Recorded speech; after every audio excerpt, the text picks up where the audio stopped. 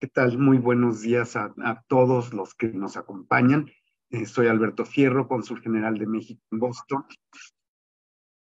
y me da mucho gusto el día de hoy eh, estar con ustedes en esta segunda semana de los pueblos originarios e indígenas de México en el exterior, organizada por el Instituto de los Mexicanos en el Exterior en los 52 consulados de México en Estados Unidos, celebrando la declaración de la ONU que el 9 de agosto es el Día Internacional de los Pueblos Indígenas.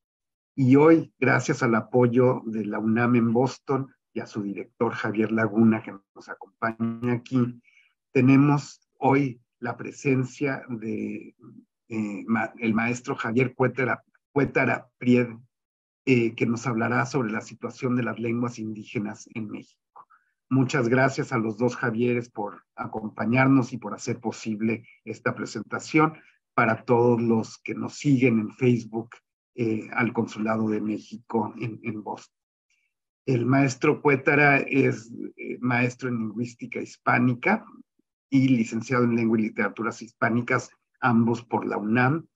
Sus áreas de estudio son la sociolingüística, el cambio lingüístico, la variación lingüística, las lenguas vernáculas, las tecnologías del habla, la fonética y la fonología hispánica y la enseñanza del español como lengua extranjera. Que de hecho, esto último es lo que le ha permitido trabajar en distintos momentos con el CEPE de la UNAM y que tiene que ver con las escuelas de la UNAM en el exterior. Desde 1990, Javier es profesor de Letras Hispánicas de la Facultad de Filosofía y Letras, donde ha impartido un amplio número de materias. Y los diplomados en formación de profesores de español del CEPE UNAM. Ha colaborado como investigador invitado en 2 desarrollos de la UNAM relacionados con la lengua y la tecnología, en el Instituto de Investigaciones en Matemáticas Aplicadas y el Grupo de Ingeniería Lingüística del Instituto de Ingeniería. Fue fundador del Seminario de Literatura Lésbica Gay, así como fundador y coordinador del Seminario de Lingüística Forense y del Coloquio de Lingüística Computacional de la UNAM. Tiene varias publicaciones, 2 libros de la UNAM en particular. Ha sido director del Centro de Enseñanza para Extranjeros de la UNAM en Tasco, coordinador de Letras Hispánicas en Filosofía y Letras, Head of the Spanish Department en la UNAM el Reino Unido, en King's College London, y coordinador del Centro de Enseñanza para Extranjeros en Polanco, entre otras muchas cosas. Javier, mil gracias por regalarnos tu sabiduría y tu experiencia y por estar dispuesto a platicarnos sobre la situación de las lenguas indígenas en México ahora. Pues al contrario, Alberto, gracias a ustedes por invitarme a presentar un tema que me apasiona, que me gusta, que me siento responsable y comprometido a difundir como mexicano y como lingüista. Muchas gracias al Consulado General en Boston y me alegra muchísimo reencontrarnos en este espacio digital, en este espacio virtual después de tantos años, y pronto nos veremos de manera personal, física en Boston. Muchísimas gracias al Instituto de los Mexicanos en el Exterior por esta iniciativa. Me parece muy importante y me siento honrado en participar en esta semana de pueblos originarios e indígenas de México en el exterior. Efectivamente, ayer fue un día importante. Ayer el consulado tuvo otra actividad no menos importante. Así que estoy halagado. Y sobre todo también, pues como mi alma mater, la UNAM, a la UNAM Boston, al doctor Javier Laguna, buen amigo, que haya propiciado en complicidad entre ustedes y la UNAM esta actividad. Así que, pues ustedes me dicen en qué momento iniciamos. Ya. Perfecto. Voy a compartir pantalla. Y vamos a ver qué nos dice hoy, en un segundo, el mundo. ¿Cómo está el mundo hoy? Denme un segundito. A ver, tenemos un escrito enfrente ¿Qué será? Observamos Aries, Tauro, Gémeos, Cáncer, y vemos que se trata de una lengua. No es español, porque no es la lengua que nosotros estamos hablando en este momento. Sin embargo, a ver, voy a leer. Septiembre evoca para los arianos un momento de cuidados con la salud, de cuidar y poner atención profesional. Abajo en Toro, Venus pasa a acompañar un movimiento del Sol por el signo de Virgo a lo largo del mes de septiembre. En fin, ¿por qué estoy viendo esto? No porque necesite saber cómo me va a ir el día de hoy, sino para sensibilizarnos un poco con la lengua, con lo que utilizamos todos los días y a diario. Pero aunque era una lengua que no es la nuestra, el español, estoy seguro que todos podíamos entender, al menos en rasgos generales, de qué hablaba el texto y también darnos cuenta que era un horóscopo. Ahora vamos a ver, permítanme poner otro texto que no es en español ni en náhuatl. ¿Qué será? 340. Perdón, no te escuché. Una receta. Una receta, efectivamente. Vemos que tiene un formato de una receta, es una lengua, quién sabe cuál sea. Yo sí sé cuál es. Les estoy tendiéndoles una pequeña trampita, un poco para ver que aquí habla de la palabra grader, pues podemos entender que son 225 grados, rosmarín, salt och pepper, bueno, es sueco, y aunque no hablo sueco, sé que esto es romero, sal y pimienta, y créanme, porque yo he hecho el ejercicio con estos y otros ejemplos similares, que se puede entender el contexto general, eso de manera muy clara, y con muchas ganitas hasta aprender a hacer esta receta y también con la ayuda de un traductor. Bueno, está bonito, está interesante el ejercicio. Ahora vamos, ya les dije que es sueco, pero ahora vamos a ver, pues, qué hay en este otro texto que podemos encontrar y ya no está tan fácil, ¿no? No rescato muchas palabras. Tata querrá decir papá, como un hipocorístico. Busco entre las palabras algo que se parezca a mi lengua y no lo encuentro. Entonces, sigo buscando y no lo encuentro. Este es aquí está la traducción, un mensaje en purépecha. Es decir, es una lengua mexicana. ¿Y cómo es que un horóscopo en portugués lo entendemos, una receta en sueco la comprendemos, rescatamos algo, y de un mensaje en una lengua de nuestro país no? Yo no hablo purépecha, es decir, no puedo entender nada. De igual suerte, bueno, podemos pensar en lo que son las cercanías y lejanías entre las lenguas. Obviamente, a partir de allí es que se desprende que podamos comprender con mucha facilidad el portugués. Y ahora tenemos ¿qué es este otro texto? Bueno, les puedo adelantar, para no invertir más tiempo, que es un cuento en náhuatl.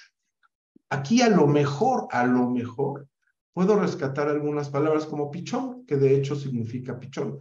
Así como nosotros en español utilizamos la palabra web o cualquier anglicismo o de alguna otra lengua como el francés, pues el náhuatl en México rescata palabras de la propia lengua española. ¿Por qué? Porque conviven, ¿no? Toto, yo sé que es pájaro, entonces igual y por aquí vemos esto pues es una interferencia del español o una influencia del español en el náhuatl que utiliza una preposición de la lengua española. Y bueno, esta es así como un ejercicio en el que me gusta,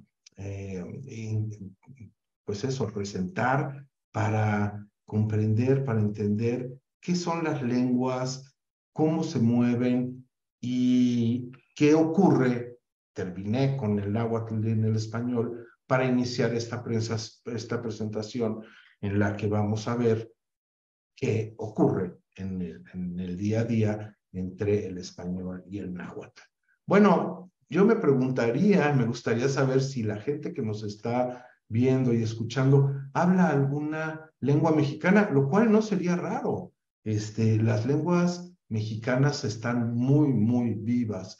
Y bueno, pues empecemos por preguntarnos cuántas lenguas se hablan en México. No todo el mundo lo sabe o es consciente de la gran variedad lingüística que tiene nuestro país, que de hecho lo pone en uno de los primerísimos lugares en el mundo en cuanto a variedades, en cantidad y variedades de lenguas tan importantes como y tan diferenciadas como lo podría ser el portugués y el francés y el italiano y el español, que forman parte de una misma familia, o el sueco, el noruego y el danés. ¿Cuáles son algunas de ellas? Seguramente nos podrán venir a la mente nombres muy comunes, más familiares, como el huasteco, el lacandón, obviamente el maya, mixteco, náhuatl, otomí. Sin embargo, sí son estas, pero no son todas las que hay. Hay muchísimas, muchísimas más. En México, aproximadamente 7 millones de personas hablan una lengua originaria. Cabe decir que en algún momento voy a dar números, pero en los temas de lenguas mexicanas es bien difícil tener certeza por muchas razones sociolingüísticas. Sin embargo, bueno, nos basamos y confiamos en los datos que nos dan instituciones, obviamente, como el INEGI o el INALI, el INPI, etcétera, etcétera. En nuestro territorio nacional, en este país, hay 68 lenguas. No es poco decir.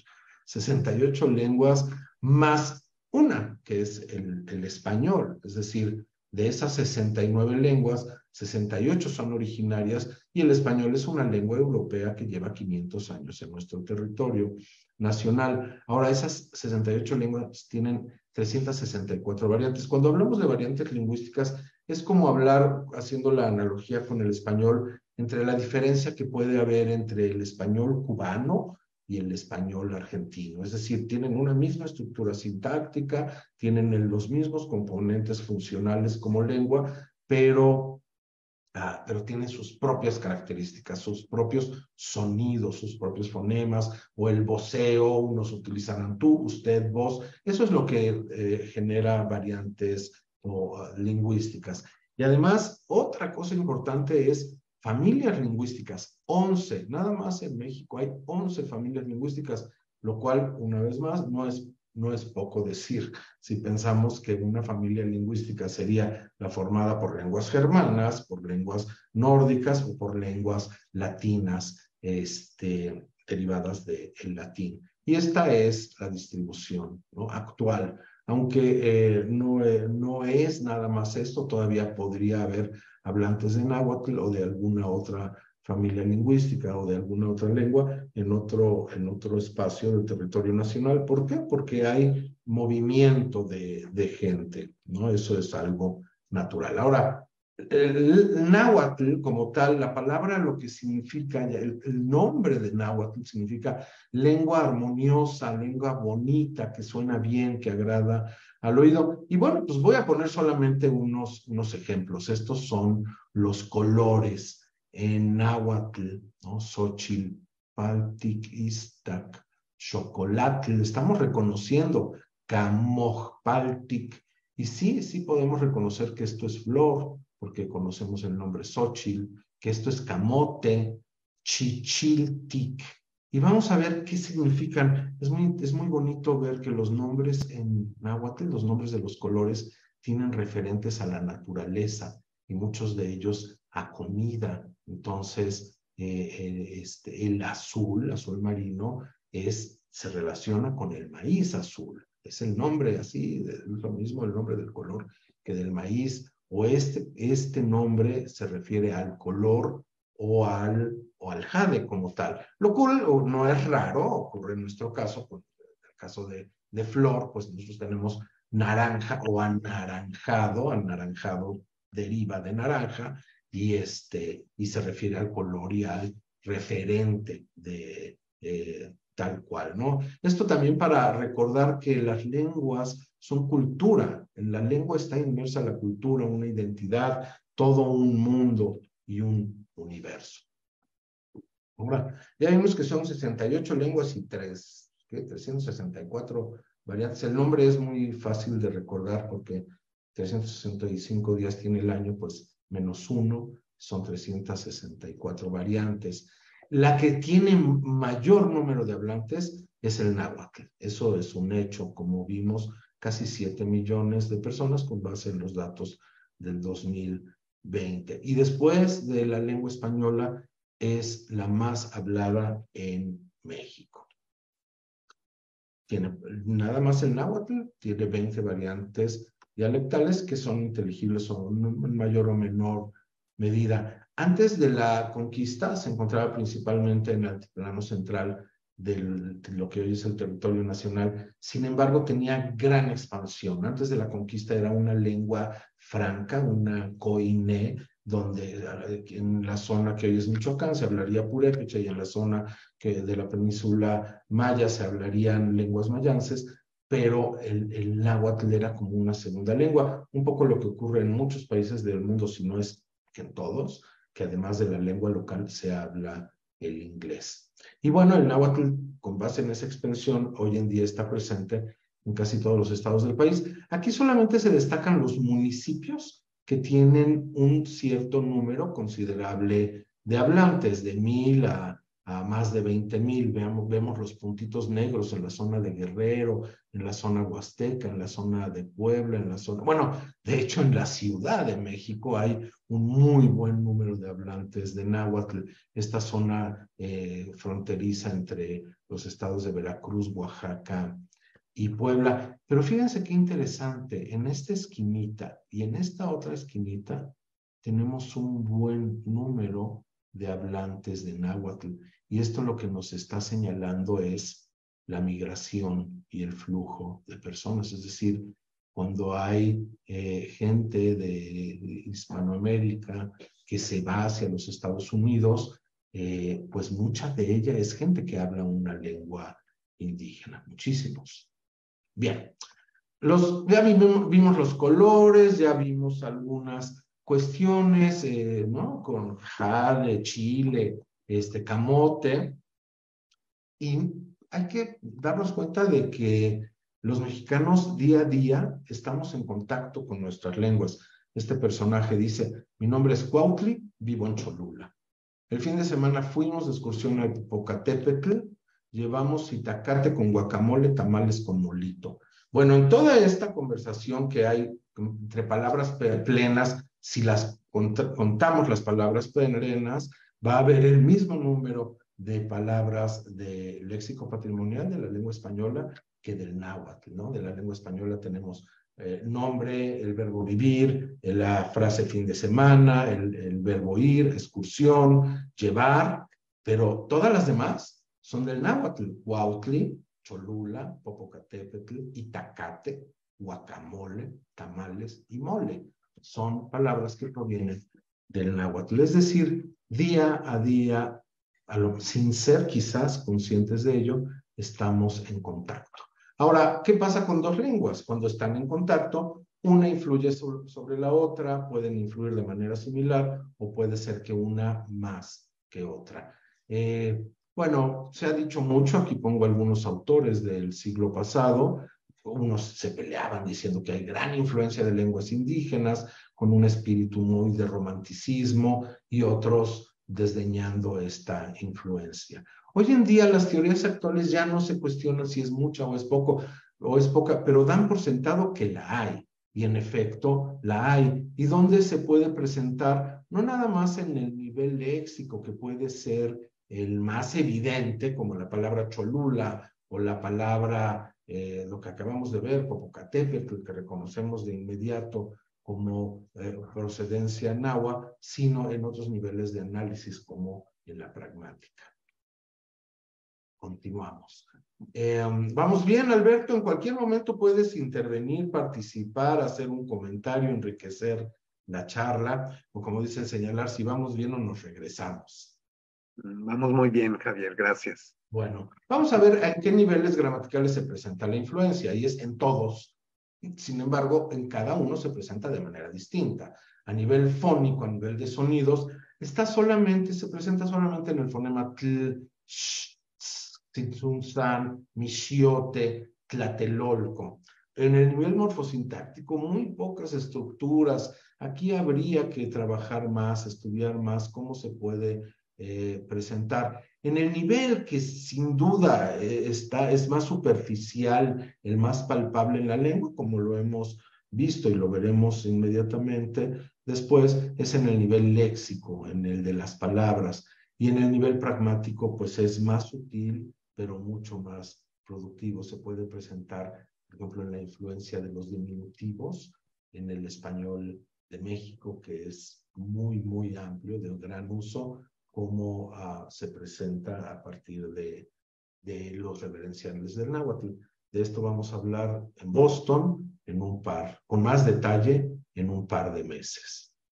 Bien, por lo pronto vamos a ver gramaticalmente qué pasa cuando una lengua trabaja junto con otra o una influye sobre la otra. Se llama una relexificación, es decir, una lengua elige el étimo, elige el elemento léxico de otra lengua porque le es cómodo, porque le es común, por el uso. El uso es el que hace la lengua. Entonces, en la lengua española tenemos la palabra mimar, pero en México utilizamos apapachar. Utilizamos más molcajete que un mortero, ¿no? Guajolote que pavo. De hecho, el caso del guajolote es muy... cada palabra tiene una historia y de ella podríamos hablar. Me detengo ahora rápidamente en el de guajolote porque esa es la guaxolotl, es la palabra en náhuatl. El guajolote como tal, el animal viaja a Europa y luego la rebautizan con un nombre de pavo, lo que más se acercaba a un animal que ellos conocían, y regresa al continente americano, sobre todo a Norteamérica, con ese concepto de que venía de Europa. Esas también son historias interesantes. Entonces, recordemos la palabra relexificación. Ahora, ¿dónde se lleva a cabo una relexificación de palabras nahuas del náhuatl en el español? Básicamente en estos 4 campos semánticos, que son el reino vegetal, el animal, la vida doméstica de casa y alimentos y bebidas. Además de otros, como lo son muy palpables, los nombres propios y nombres de lugares. Los ejemplos que vamos a ver del reino vegetal, del reino animal, etcétera, son aleatorios, no es que haya dicho voy a poner esta palabra con un propósito, pero al final de haber hecho el ejercicio de pensar en palabras del náhuatl que utilizamos día a día en México, sobre todo al final de esta presentación, de estos datos, vamos a ver qué interesante. Bueno, tenemos palabras vegetales como aguacate, capulín, mezquite, papaloquelite. Papaloquelite es muy bonita porque está formada por 2 palabras, papalotl, que es mariposa, y quelite, que son los vegetales de la milpa mexicana. Y esta hierba en particular que se utiliza en ciertas zonas de la parte central de México con un sabor muy, muy fuerte para aderezar a lo mejor lo que llamamos tortas y este tipo de cosas, pues tiene forma de mariposa. Bueno, seguimos en la segunda columna, ahuehuete, que es el árbol, nopal, elote, chahuistle, cacao, chayote, zapote y jitomate. Son algunas de las muchas palabras que han pasado del náhuatl. ¿Qué es el chahuistle, Javier? El chahuistle es una plaga, es una hierba que cae, los pajaritos comen las semillas y las depositan después en los troncos de los árboles, y entonces esa planta crece, se alimenta de los nutrientes del propio árbol y termina matándolo. Y además es muy bonito, el chahuiscle es precioso. tiene una flor muy, muy bonita. Entonces, la gente ve un árbol que tiene su copa natural, característica de ese árbol, pero unas flores y unas ramas diferentes se ven bonitas. Pues es una plaga que termina matando al árbol. Y por eso se usa como expresión, te cayó el chahuistle. Así es, ya me cayó el chahuistle, ya te cayó el chahuistle, es decir, te va a pasar algo bastante malo. Efectivamente, están en el día a día y no nada más en el léxico, sino en las frases que utilizamos en todo momento. Bien, pasamos del vegetal al animal. Voy a leer la lista muy rápidamente. Podemos detenernos en cualquier palabra que te resulte interesante. Ajolote, charal, teporingo. El teporingo es un conejillo.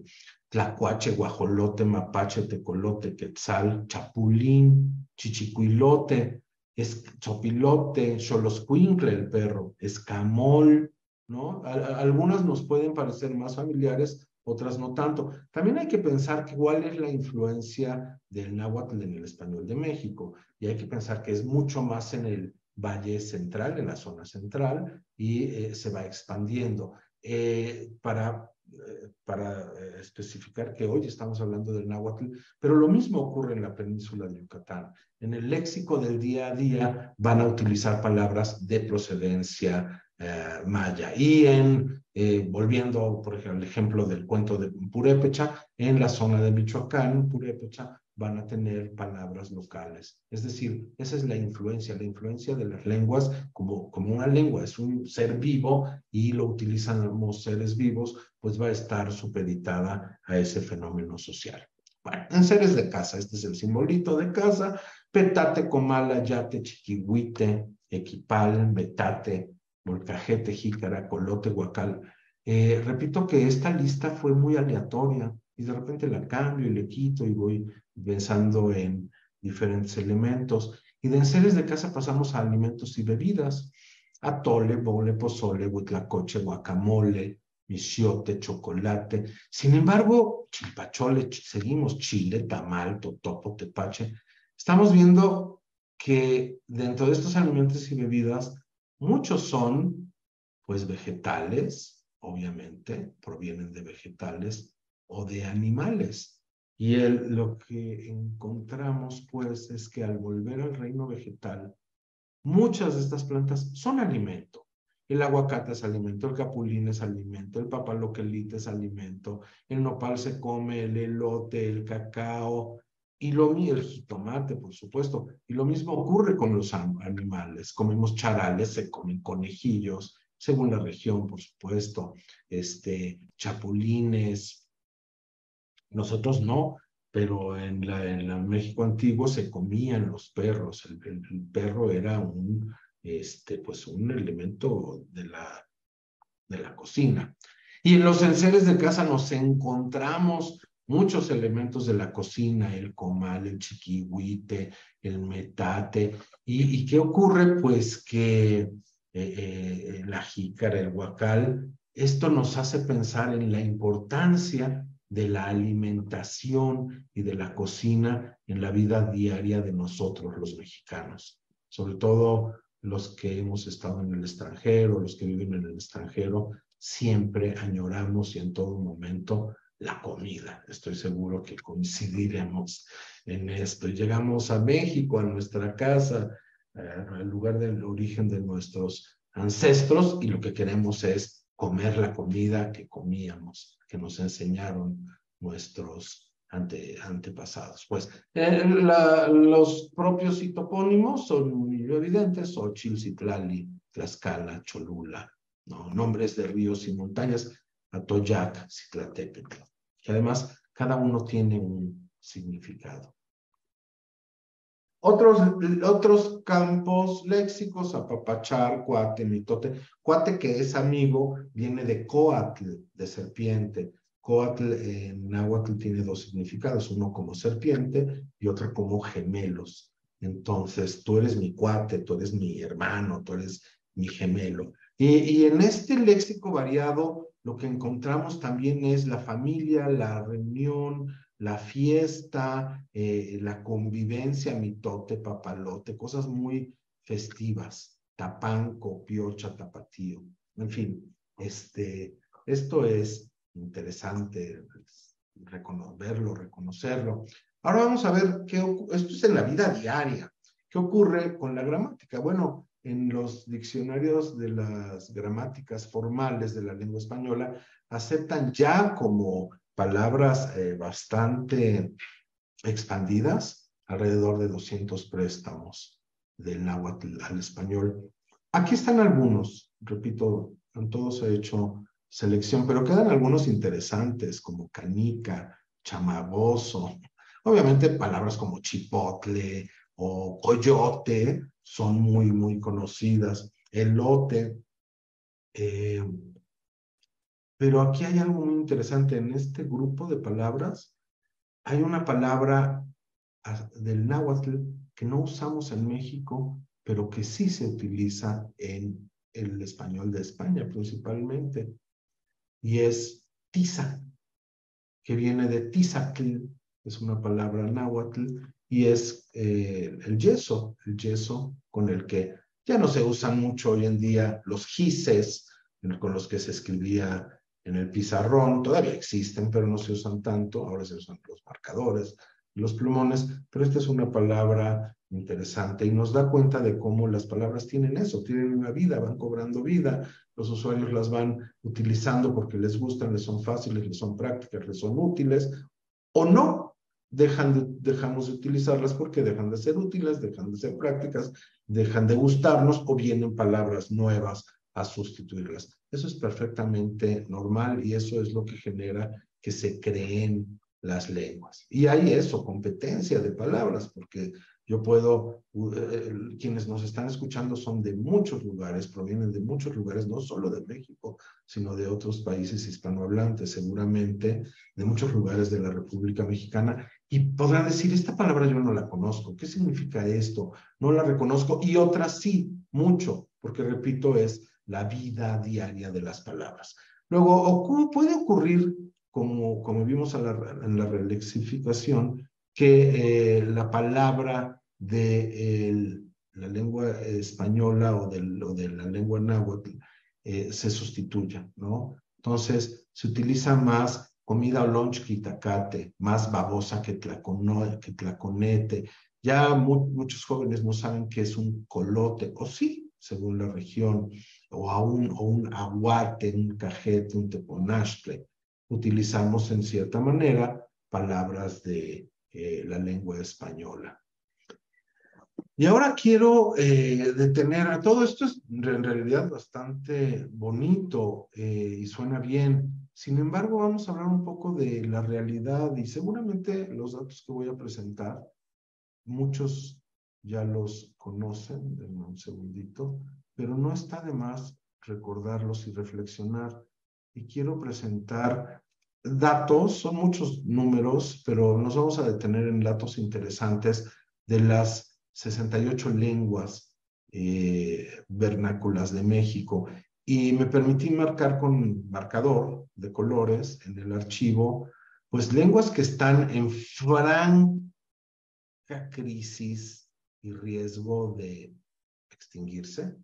Lenguas que son relativamente sanas, ¿no? Tienen 153,000 hablantes, el mazahua, el mazoteco 237,000, el mije 140, el mixteco más de 500,000, es una lengua bastante sana. Están en amarillo las que están en crisis, el oluteco 77, pues, híjole, ¿qué podemos esperar de estos 77 hablantes de oluteco? Ojalá que no se mueran nunca, pero sabemos que son mortales. Y las dos que destacan por su número son el maya, con 774,000 personas, ¿no? Casi 800,000 personas, representa una lengua sana, que no corre riesgo, y el náhuatl, con el número que teníamos, casi 1,700,000. Entonces, Javier, y ahí cuando hablas del maya como familia o el maya puro, porque ya ves que en Chiapas hay el tzotzil, el tzetzal, que todos son derivaciones del maya, ¿no? Aquí están el tzotzil y tzetzal, son parte de la familia, precisamente. Ese es un muy buen ejemplo. En parte el maya como tal y muchas otras lenguas que tienen su propia, vamos a buscarlas. Aquí están, Tzetzal y Tzotzil. Más de 500,000 de hablantes es muy, muy, muy bueno. De ellos, muchos en Vermont, fíjate, hay muchos trabajadores de la industria lechera en Vermont, son indígenas de Chiapas que hablan alguno de estos dos idiomas. Así es. Y bueno, también otro fenómeno que ocurre es que puedan llegar a los Estados Unidos o emigrar a algún otro país, a Canadá, etcétera, hablantes de alguna lengua indígena que no hablan español. Eso es muy interesante, el fenómeno. Lo dialogábamos ayer con los colegas de la Universidad de Massachusetts. Bien, son los censos. Y bueno, vamos a ver los amarillos. Las buenas noticias pues están bonitas, pero los que están en amarillo nos hacen reflexionar. Por ejemplo, hay uno que se llama el aguacateco. Ahorita vamos a ver una nota que según el censo, aguacateco, 20 hablantes. Según el censo, este censo formal del INEGI, 20 hablantes, son muy, muy, muy pocos. Y esto pues no son malas noticias, son pésimas noticias y muy, muy tristes, ¿no? Porque ante esta gran riqueza que verdaderamente podemos presumir de ella, pues cómo nos sentimos, qué responsabilidad tenemos como mexicanos. Y este es un dato importante, ¿no? Ahorita no sé el dato último del censo exacto, pero estamos alrededor de 130 millones de mexicanos en el territorio nacional. Bueno, pues según el último dato que he localizado, hay prácticamente 1 millón de hablantes de alguna lengua originaria que no hablan español. Son mexicanos y no hablan español. Esto nos hace preguntarnos. Ahora vamos a preguntarnos cuál es nuestra misión, visión, objetivos y compromiso ante ello. Vamos a ver otros números muy interesantes. Tenemos de 1900... Otra pregunta, Javier. Dime, Yo dime. recuerdo hace 20 años, a lo mejor, cuando la población de México eran 100 millones, que se hablaba de que había 10 millones de hablantes de lenguas indígenas. Tú mencionas 7 millones ahora. Quiere decir que se ha incrementado la población y se ha reducido el número de hablantes. Ahora, Fíjate que... ¿cómo se contabiliza el hablante de otra lengua? ¿Que él diga que la habla es suficiente? Así es. Si el censo lo hace el INEGI, pues, ¿qué lengua habla? Pues es castellano, español, como le llamen, y ya no hay otra lengua. A lo mejor la hablan, es lo que mencionaba al principio, los censos no son exactos por muchos factores, porque hay gente que habla una lengua indígena y que no quiere decirlo, o porque no lo registró. Entonces, los Eso censos... nos pasa mucho aquí, que, que hay un directorio de lenguas indígenas de todos los consulados justo para poder ayudar a representar a alguien en cortes y demás. Pero cuando tratamos de hacer el directorio y preguntamos si hablan una lengua indígena y quieren ser parte del directorio, mucha gente no prefiere no, a lo mejor por cuestiones de discriminación ancestral, prefiere no mencionarlo. Totalmente, lo que acabas de decir, y yo lo iba a mencionar más adelante, y tú lo estás diciendo porque lo viven día a día. Ahora, lo interesante aquí, y seguramente lo han notado, es que hay gente que tiene gran orgullo. Sí, yo hablo Tzetzal y es mi comunidad, y en mi casa lo hablo y lo fomento, y mis hijos y mis nietos quiero que lo hablen y lo hablan con gran, con gran honor, y no solamente la lengua, sino las costumbres y la comida. Y otras personas prefieren no decirlo porque ahora vamos a ver unos datos. Puedo ir a ellos, de hecho. Aquí están. Humberto López Morales. Y esto aprovecho para decir lo que estamos hablando. Nosotros estamos hablando de México, pero esto es muy extensivo a Centroamérica y a Sudamérica, que también tienen una riqueza de lenguas vernáculas. Según este trabajo de López Morales, en el que entrevistó, trabajó de campo no solo en México, sino en el continente americano, resultados de las entrevistas. ¿Por qué hablan ustedes español? Bueno, el concepto que tienen, la idea que tienen hacia la lengua española es porque es una lengua oficial, también es discutible, porque es más rico y bonito. Bueno, esto va incluso en contraparte a lo que decíamos de lo que significa de suyo la lengua náhuatl, ¿no? Lengua hermosa, armoniosa y que suena bien. Porque es más importante y útil. Bueno, lo de importante yo no daría ese valor, pero a lo mejor útil. ¿Por qué? Bueno, pues por lo que viene abajo, ¿no? Porque las macroestructuras están en español. Porque somos racionales, eso no lo entiendo, ¿no? O sea, que ellos piensen que el hablar la lengua española es porque son racionales y eso quiere decir que me pregunto que su lengua no lo es, porque nos estamos civilizando. O sea, esta idea es hasta triste y, ¿no? La civilización, ¿qué es la civilización? Cuando una cultura tiene, lo hemos dicho ya aquí, una riqueza, una lengua tiene una riqueza cultural, histórica, social, en fin, religiosa, culinaria, etcétera, etcétera. Voy a ir un poco más rápido para... ¿Cómo vamos de tiempo, Alberto? Ya son las 11:45, yo creo que unos 5 minutitos más si quieres. Perfecto, vamos cerrando. Ahora vienen otras, porque entendemos la radio y la televisión. Y ahora, eso fue por qué hablan español, por qué están dejando de utilizar sus lenguas, poca estima hacia su propia lengua, por discriminación, lo mismo que tú mencionaste, por lo que se puede o no hacer en las macroestructuras, por un valor peyorativo hacia la lengua. Y quiero regresar muy rápido a estos censos para responder tu pregunta. Bueno, cuando éramos 100 se decía que 10 millones eran de lenguas indígenas. Tiene que ver con, ¿son de lenguas indígenas o son de pueblos originarios? Porque hay mucha gente que pertenece a pueblos originarios y tienen su cultura, pero no hablan la lengua, sobre todo los jóvenes, ¿no? Es decir, son de una familia maya donde todas sus costumbres, localidad y viven allí, pero los hijos y todavía más los nietos ya no lo hablan. Entonces hay que ver qué es el hablante y qué es la cultura, ¿no? Cuando se habla de indígenas, no son 7 millones de indígenas, son muchísimos, muchísimos, muchísimos millones más. Aquí esta historia de 1930 al 2010 da cuenta de cómo se ha incrementado la población. Y eso puede parecer una muy buena noticia, de 2.3 millones hace casi 100 años a 6.6, prácticamente, si cerramos cifras, se triplica. Ah, qué buena noticia. Pero si lo vemos desde el punto de vista de porcentaje, es exactamente al revés.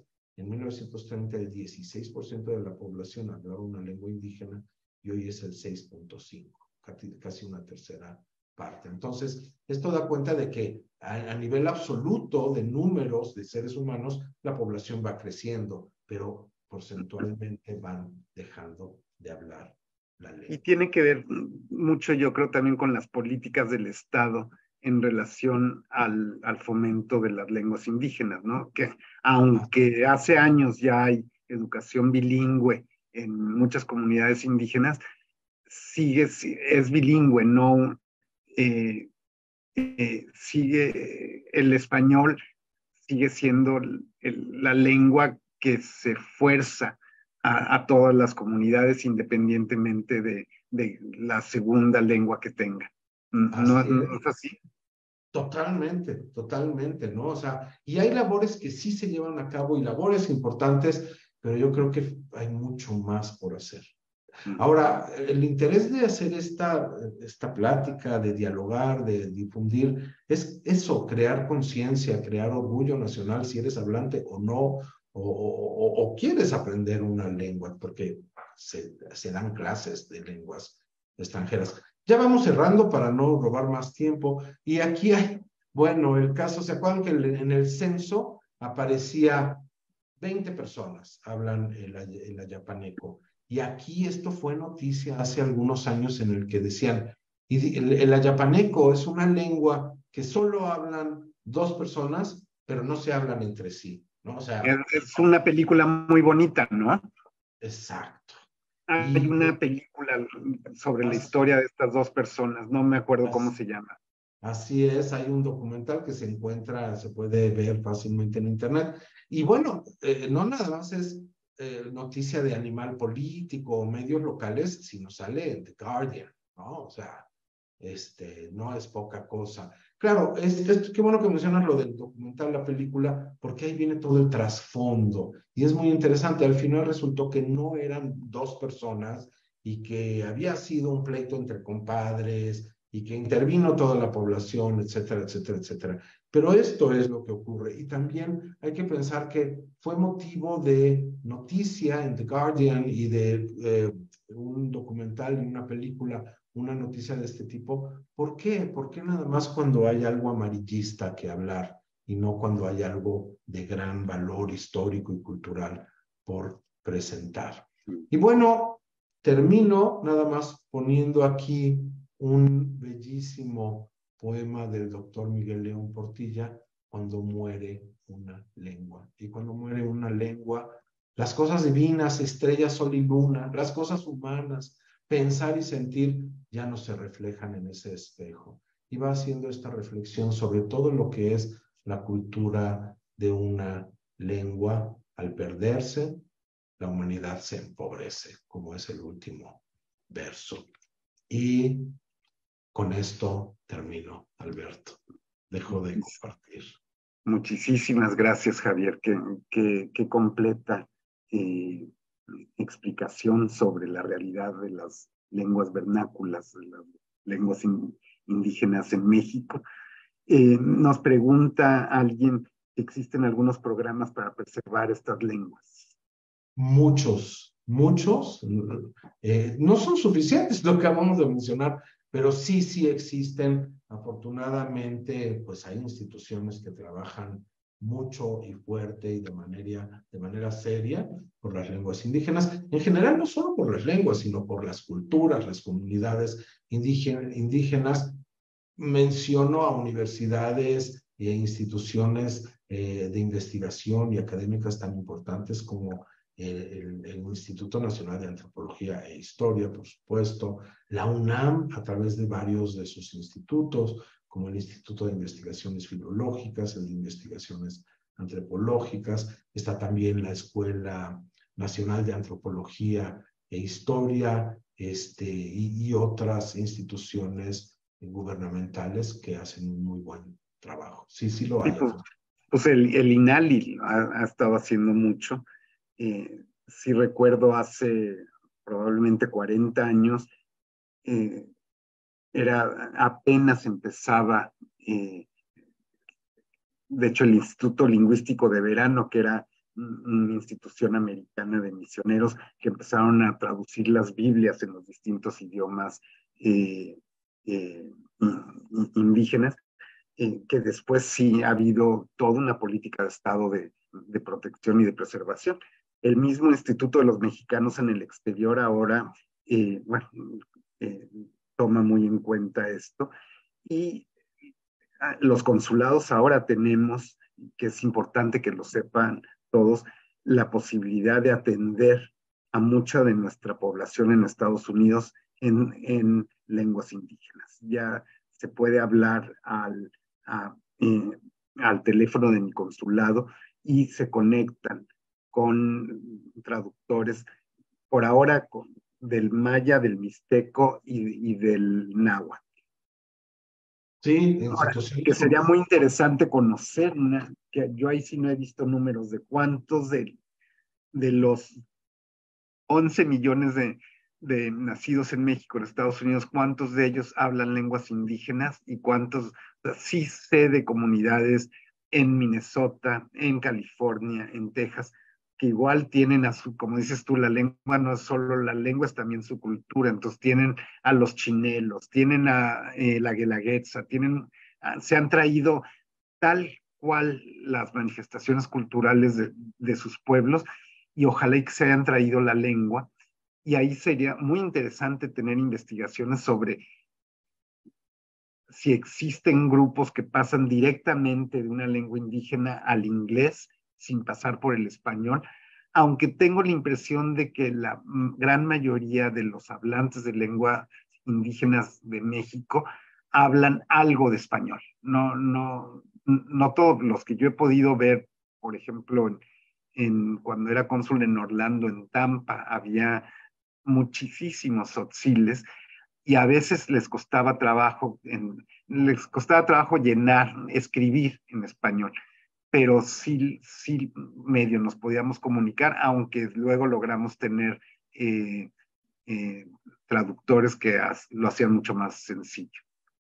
Fíjate qué labor tan interesante, porque lo que yo he estudiado y leído, tú lo estás viviendo y lo has vivido a lo largo de los últimos años. Tener esas cifras sería verdaderamente oro molido, porque lo que sí sabemos es lo que tú acabas de contar, que hay comunidades y que hay personas que hablan una lengua indígena y que no hablan español, o que hablan español porque, bueno, han vivido en un país donde todo está en español, hasta su credencial del INE, pero a lo mejor lo medio escuchan, pero no saben escribirlo. O al revés, hablan la lengua de sus ancestros, pero no saben escribirla. Yo he tenido aquí en México la experiencia muy interesante y en algún momento la UNAM, la parte de enseñanza de lenguas de español como lengua adicional, me daba en el CEPE a los estudiantes que venían mexicanos de descendencia, de herencia, y hablaban español y unos lo hablaban muy bien, perfecta, sin acento, de manera natural, pero no sabían escribirlo. Entonces, es el mismo caso, pero al revés, ¿no? Sí, que eso nos pasa mucho con los Dreamers, que cuando la amenaza de la administración anterior, la UNAM, por ejemplo, ofrece muchos programas de enseñanza a distancia, ofrece horas hasta licenciaturas, pero el problema es que muchos de ellos hablan el español en su casa, pero desafortunadamente en algunos lugares no ha habido programas en las escuelas para hacerlos totalmente dueños de la lengua, ¿no? Competentes, sí, efectivamente, es lo que ocurre. Entonces, y Y que esa esto es es a lo lo que... mejor una invitación que podemos hacer en esta llamada a nuestras comunidades de insistir que, que los papás vean que en las escuelas de sus hijos les den cursos de español gramatical para que puedan fortalecer el idioma y sean totalmente bilingües o trilingües cuando son hablantes de lenguas indígenas. Claro, y por ejemplo, mencionaste la UNAM, hay un programa que yo conozco que es Bachillerato en Línea de la UNAM, que atiende en muy buena medida a poblaciones de mexicanos o de latinos en los Estados Unidos y les da el bachillerato en línea, ¿no? Pero para ello, pues tienen que ser primero estar alfabetizados, es decir, lo hablan bien, lo comprenden, pero a lo mejor no lo pueden leer y mucho menos escribir. Pues muchísimas gracias por todas tus reflexiones y por todo tu conocimiento, Javier. Yo creo que nos das un panorama muy claro de en dónde estamos. Me dará mucho gusto verte en octubre que vengas y aprender más del uso del náhuatl en el español. Muchísimas gracias y gracias a todos los que nos acompañaron en este programa. Estamos a sus órdenes. Como les digo, Gracias. si necesitaran eh, traductores a lenguas indígenas, hay que llamar a mi consulado y ahí puede haber ese servicio.